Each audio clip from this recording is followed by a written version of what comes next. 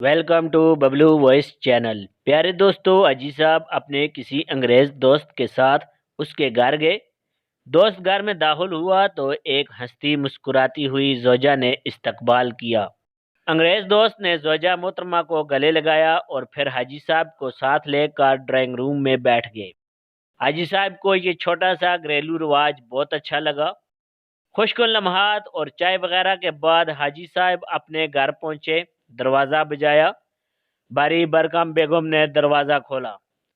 हाजी साहब ने तवक्कुफ किया और मुस्कुराहट का इंतज़ार फरमाया।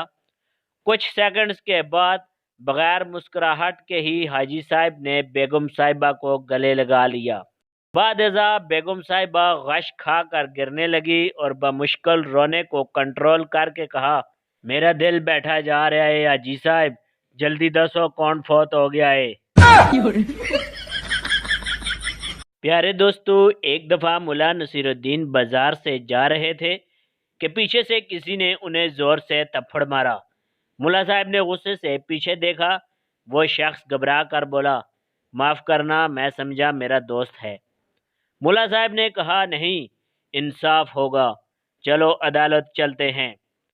जज साहब के सामने अपना मदहा पेश किया।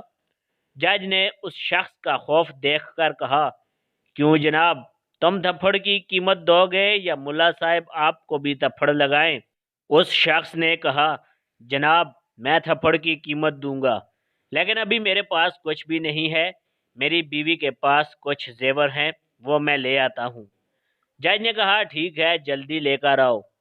मुल्ला साहब इंतज़ार करते करते थक गए, लेकिन वो शख्स नहीं आया। मुल्ला साहब उठे और रख के एक जोर का थप्पड़ जज को मारा और कहा, अगर वो जेवर ले आए तो तुम रख लेना।